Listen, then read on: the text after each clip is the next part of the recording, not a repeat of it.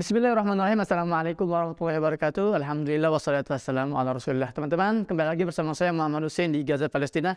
Dalam konten kali ini kita akan bahas beberapa poin berikut. Yang pertama, ternyata pelatih timnas sepak bola Palestina ternyata orang Israel. Yang kedua, atlet sepak bola timnas Israel dan stafnya adalah tentara yang terlatih. Yang ketiga, bukan cuma FIFA, Indonesia juga menerapkan standar ganda terkait sikapnya terhadap penjajah Israel dan Rusia. Dan yang keempat, Rusia di-banned bukan oleh FIFA, tapi tekanan dari UEFA. Dan yang terakhir, dukungan kita untuk Palestina mengubur mimpi anak-anak bangsa.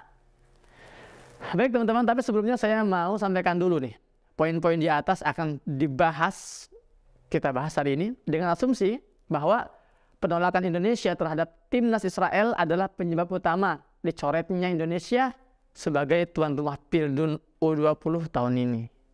Jadi kita akan kesampingkan dulu nih teori atau kabar intelijen yang mengatakan bahwa ternyata Indonesia belum siap secara fasilitas dan infrastruktur. Dari 6 stadion yang harusnya disiapkan, cuma 2 yang layak pakai. Ada juga mengatakan baru 4 yang layak pakai. Padahal ada 24 tim dari 24 negara yang harus berlaga pada perhelatan U20 ini. Nah, tapi sekali lagi itu kita kesampingkan dulu ya. Tapi jangan dibuang ya, tapi cuma kesampingkan aja. Baik, masuk poin pertama. Pelatih timnas Palestina ternyata warga Israel, namanya Azmi Nassar. Jadi argumen ini sekarang lagi dibawa-bawa nih oleh sejumlah pihak yang masih sangat kecewa karena timnas Indonesia gagal berlaga di Piala U20. Dibawa sana-sini, diwawancara sana-sini, termasuk oleh para atlet muda sepak bola U20 Indonesia yang mengatakan bahwa tuh, orang pelatih timnas Palestina juga Israel, kenapa kita yang ribut? Baik, saya akan coba jelaskan dulu teman-teman. Pertama, apakah benar bahwa pelatih itu adalah warga Israel? Tapi saya mau sampaikan dulu nih, bahwa kita sebagai warga Indonesia sudah sepakat bahwa tidak ada yang namanya Israel. Jadi tidak ada yang namanya warga Israel. Kenapa? Karena konstitusi kita nggak mengakui adanya negara bernama Israel. Jadi yang ada adalah pemukim ilegal Zionis Israel. Jelas ya? Karena sejak deklarasi kemerdekaan halunya Israel tahun 1948 sampai detik ini, Indonesia nggak pernah mengakui ada negara bernama Israel. Kenapa Indonesia tidak mengakui?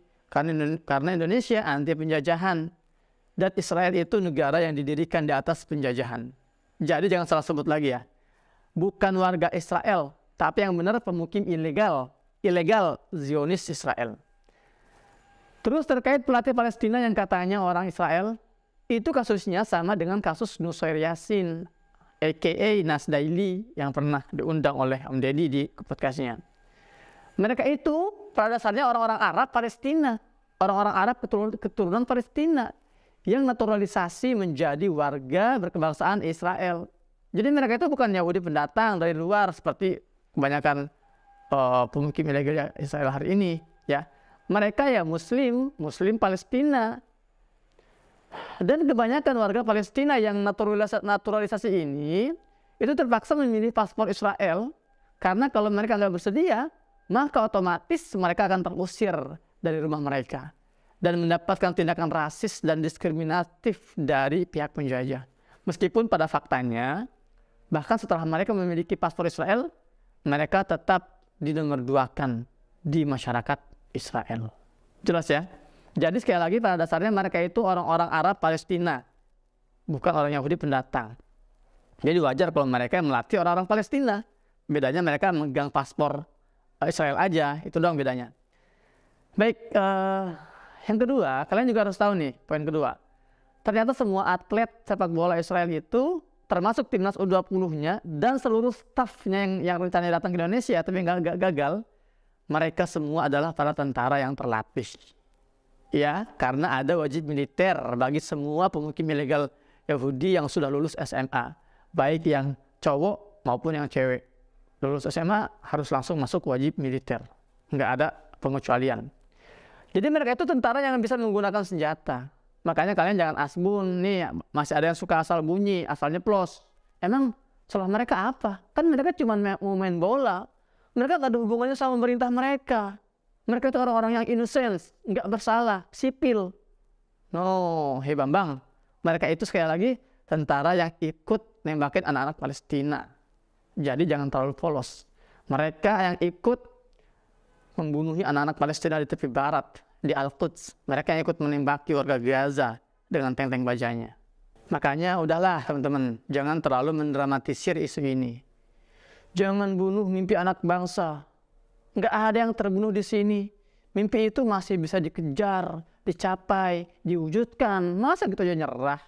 Kegagalan itu adalah keberhasilan tertunda. Itu kan prinsipnya kan. Jadi nggak usah cengeng, kenapa sih? Kita mau melihat timnas ini berprestasi tapi dengan jalur yang lebih sportif. Biar kepala kita ini bisa lebih tegak menatap tantangan dunia hari ini. Kita masyarakat Indonesia akan lebih bangga ketika melihat timnas lolos ke putaran final Piala Dunia dengan keringat, dengan darah, bukan dengan giveaway sebagai tuan rumah. Terus ada juga narasi seperti ini. Jangan bunuh mimpi anak bangsa. Coba diganti sih narasinya. Jangan bunuh anak-anak Palestina. Kan terdengar lebih manusiawi. Terus ada yang bilang, kalian telah mengubur impian pemuda bangsa. Lihat dong ibu-ibu di Palestina. Yang bahkan mereka tak bisa mengubur jenazah anak-anak mereka. Karena jasadnya luluh lantah diterjang roket-roket penjajah. Maka dari itu sekalian deh, saya juga mau nitip pesan saya untuk para pemuda ya, timnas Garuda Muda kita. Apa nggak bisa kalian mencontoh, menteladani para pendahulu kalian, para legenda Garuda Indonesia yang sempat ditakuti oleh dunia? Saya baca sejarah loh, antum juga harus baca. Antara tahun 1950 sampai 1958, timnas Garuda Indonesia itu termasuk dalam tim yang ditakuti oleh negara-negara asing loh. Tahun 54 misalnya, 1954, Jepang itu sempat dipecundangi oleh Garuda dengan skor 5-3. Luar biasa.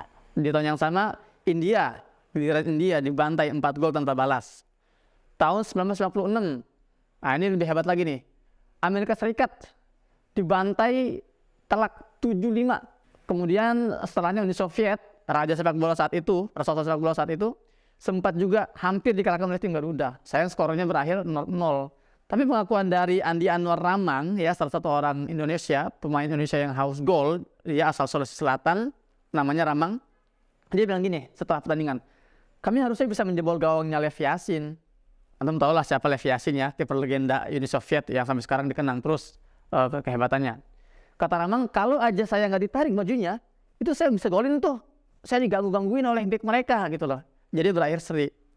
Bahkan di tahun itu Indonesia memenangkan hampir semua pertandingan yang ia lakoni. Antum tahu rekornya?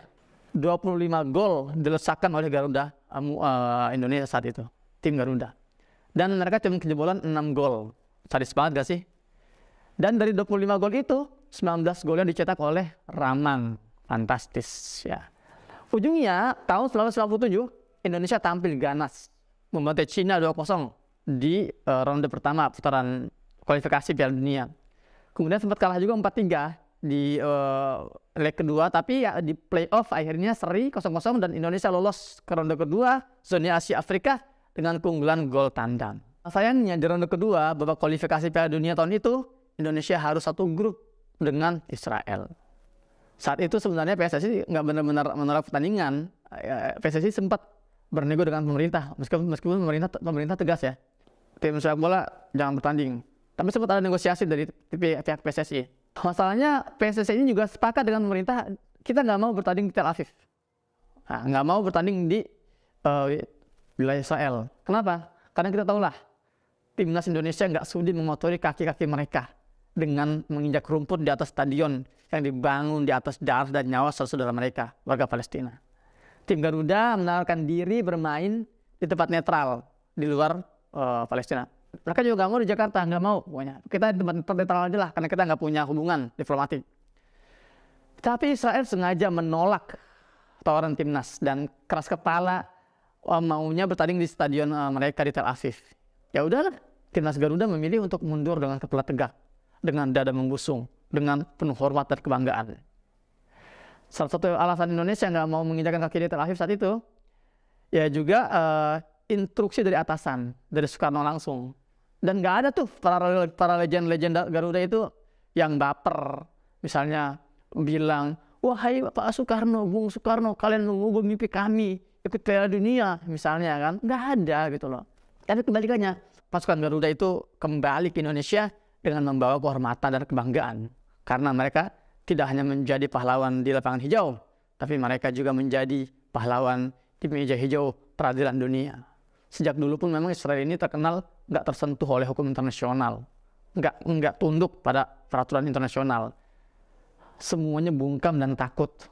Makanya saat itu tim Garuda menghukum Israel dengan penolakan bertanding di Tel Aviv. Dan jangan kalian kira itu nggak berdampak sama Israel. Sebaliknya, itu memberikan kesan bahwa Indonesia ini memang bukan negara kaleng-kaleng.